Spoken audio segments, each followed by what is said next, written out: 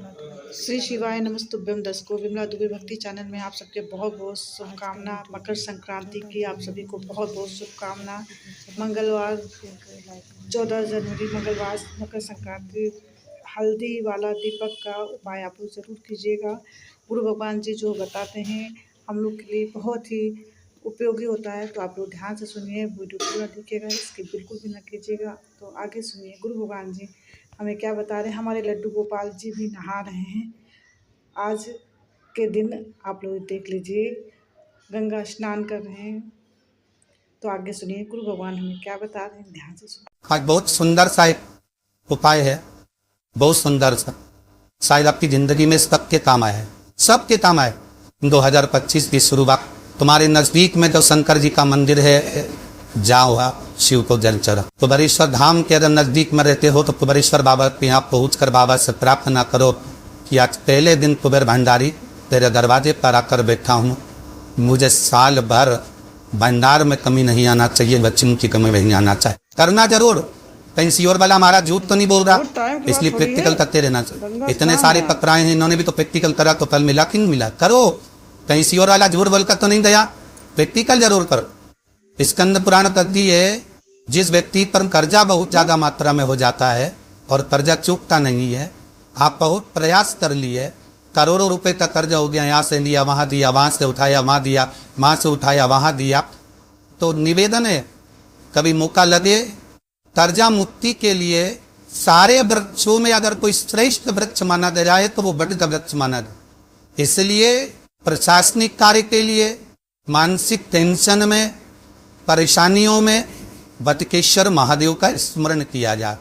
और यदि निवेदन करूंगा, बहुत ज़्यादा यदि आपको कर्जा हो गया, बहुत ज़्यादा कर्जा हो गया और वो कर्जा चूक ही नहीं रहा, तो थोड़े दिन बर के पेड़ के नीचे आप बटकेश्वर महादेव के लिए 1 लोटा पानी, उसमें थोड़ा सा पिसा हुआ चावल पीस के गला लेना, चावल को और पीस लेना, पीस के उस पानी में मिला लिया और मिलाकर उसमें थोड़ी सी हल्दी पिसी हुई डालकर बटकेश्वर महादेव के नाम से बर के पेड़ के नीचे अपनी कामना कर जो कर्जा हुआ है उस कर्जे का भान देते हुए, स्मरण देते हुए छोड़ दी। ऐसे बर के पेड़ की थोड़ी सी जड़ उठा लाना और उस जड़ को कोई धागे में बांधकर या तो अपनी गले में डाल लो या अपनी जेब में पटक लो, उसको थोड़े दिन पटक कर रखना, लगभग 2 से 3 महीना पटक कर रखो।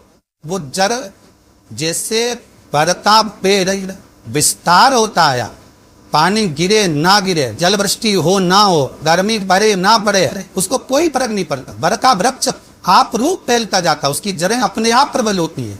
उसी तरह ये बटकेश्वर महादेव कहीं से भी अगर जड़ आपके पास में रखी है 1 महीना 2 महीना 3 महीना तक, तो ये जड़ अपने आप लक्ष्मी को पकड़कर खींच कर लाती है और कर्जे से मुक्त कर दे।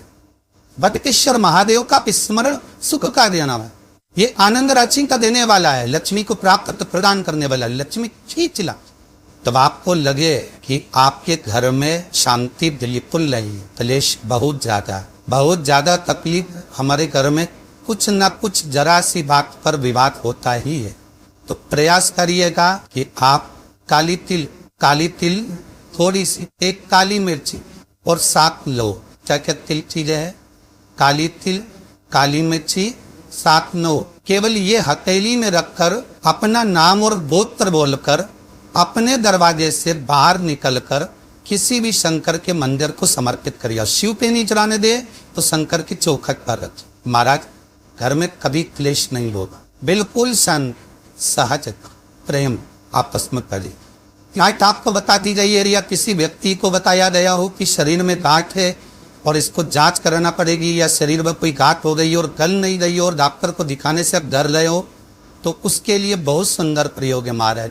आप भगवान शंकर को 31 बेलपत्र 31 बेलपत्र शहद में भिगो कर शंकर को समर्पित कर दो। आज की रात्रि को 12 बजे पूरी 31 बेलपत्र वापस लेकर आ जाएंगे। सुबह प्रतिदिन कुछ खाए पिए बिना केवल जल का पान आपने करा, उसके बाद उस बेलपत्री का बीज का जो पत्ता है उसको खा लेना। दोनों पत्ते ठंडे करने की लगे। आप 31 दिन तक वो बेलपत्र एक एक बीज का पत्ता खाएंगे।